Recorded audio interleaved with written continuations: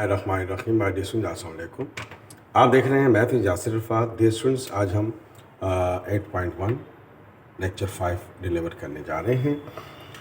पिछली वीडियोस में हमने डेरिवेशन भी डिस्कस की हैं, जो फार्मूलाज यूज़ हो रहे हैं, साथ साथ इंशाल्लाह इसको हम डिस्कस करते जाएंगे। Now come to the question number 6 here. Question number 6 में क्या कह रहा है? Show that the equation x is equal to a cos theta, y is equal to a sin theta represent a circle with center at origin and radius equals to a। कह रहा है कि अगर x और y की ये value given हो, x और y की ये वैल्यू गिवन हो, तो प्रूफ करें कि जो सर्कल है जिसका सेंटर ओरिजिन पर है उसका रेडियस a होगा। तो देखिए स्टूडेंट्स, हमने आपसे डिस्कस किया था कि x square plus y square equals to r square. ये हमारे पास क्या है? सर्कल की इक्वेशन जिसका सेंटर कहाँ होता है? ओरिजिन पे होता है। तो अब x क्या दिया हुआ है? x आपको दिया हुआ है a cos थीटा। y क्या दिया हुआ है आपको? a sin theta. तो just we have to put the value of x here.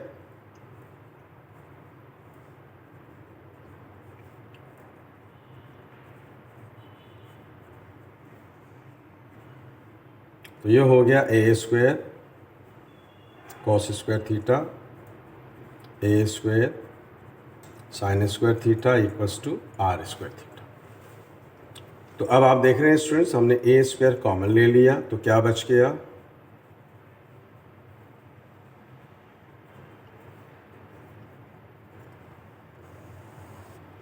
Sign square theta plus cos square theta किसकी इक्वल होता है? 1 की इक्वल होता है।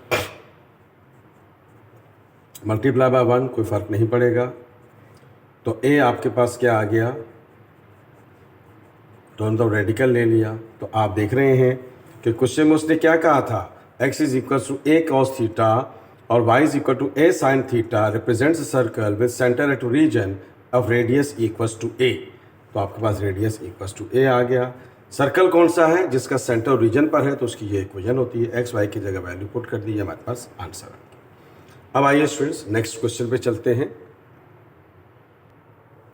Now come to the question number 7 here of the first part. Question में कह रहा है prove that the equation of a circle through the origin has no constant term. पहले तो हम लेट कर लेते हैं कि x square plus y square plus 2gx plus 2fy plus c equal to 0 be the equation of circle. Equation of circle. अब आप देखेंगे ये सर्कल कहाँ से गुजर रहा है? This circle passes through the origin. ये सर्कल क्या है? ओरिजिन से पास हो रहा है, ओरिजिन से गुजर रहा है। तो we have to write down, we can write down this here. You see कि this circle passes through the origin, that means the point that passes through the origin is 0 0। तो इसका मतलब क्या हो गया कि आपके पास जो सर्कल जिस पॉइंट से गुजर रहा है वो क्या है? 0 0। एट ओरिजिन x और y दोनों 0 होते हैं। तो x की जगह 0 और y की जगह हमने 0 पुट कर दिया। तो अब आपके पास क्या सिचुएशन बनी? x की जगह आपने 0 पुट कर दिया, y की जगह आपने 0 पुट कर दिया। 2x 0 2y 0 plus c equal to 0। तो ये मेरे पास आ गया c इज इक्वल टू 0। तो आप देख रहे हैं कि there is no constant term when a circle passes through the origin. तो ये हो गया x square plus y square plus 2gx plus 2fy plus c equal to 0 है। तो लिहाजा x square plus y square plus 2gx plus 2fy equal to 0 when a circle passes through the origin don't have any constant term.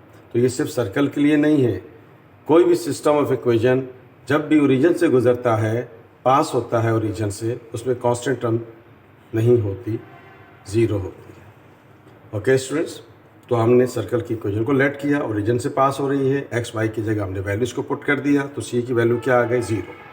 तो उस question में उसने कहा था कि when a circle passes through the origin no constant term, that means there is no constant term. आगे इसके अगले पार्ट पे चलते हैं। Okay students, now come to the second part here. कह रहा है कि with centre on x axis has no term in y.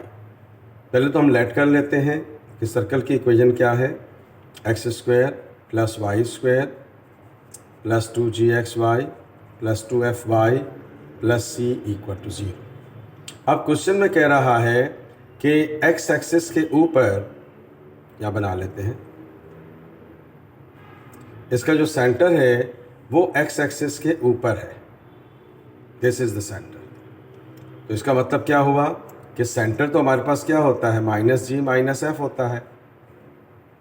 तो ये क्या हो जाएगा, g अपनी जगह रहेगा और f 0 हो जाएगा। तो अब आप गौर से देखिएगा कि ये हमारे पास हो गया x square plus y square plus 2g, ये नेगेटिव के साथ ही लिया हुआ है, ख्याल रखिएगा दोबारा नेगेटिव पुट मत कर दीजिएगा। 2f आपके पास 0 है।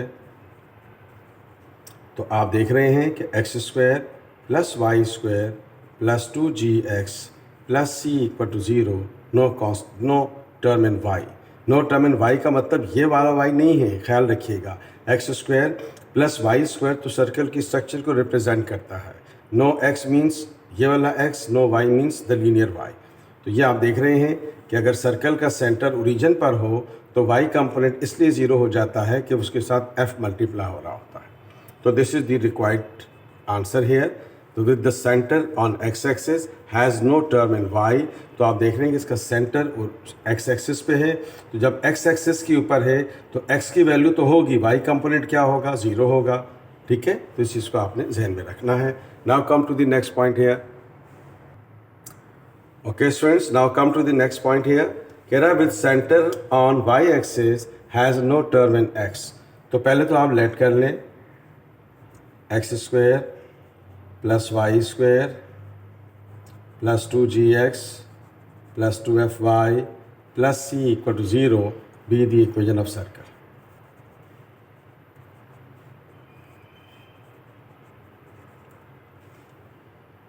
अब आप देख रहे हैं कि इसका सर्कल का सेंटर जो है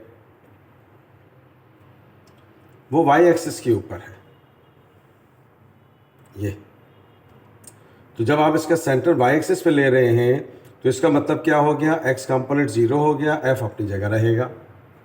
यानी कि अगर हम इसके सेंटर को देख लें तो इसका सेंटर क्या होगा, 0, -f।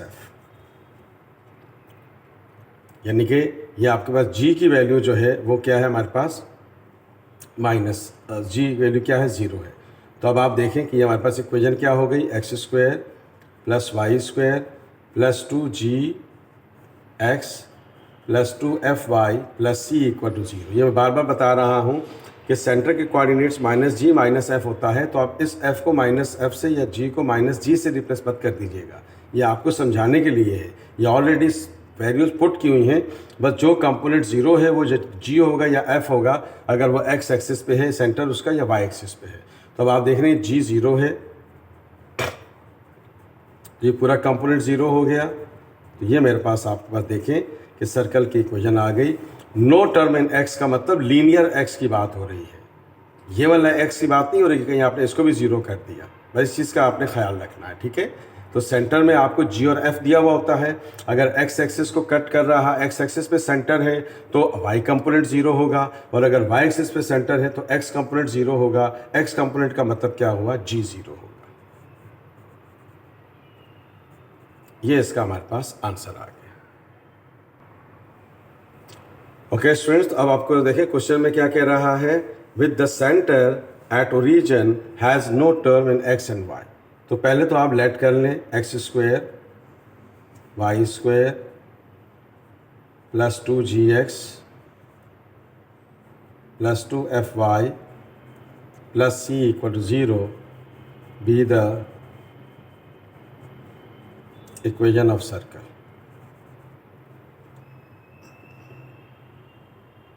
अब कह रहा है कि सर्कल का सेंटर जो है वो ओरिजिन पर है।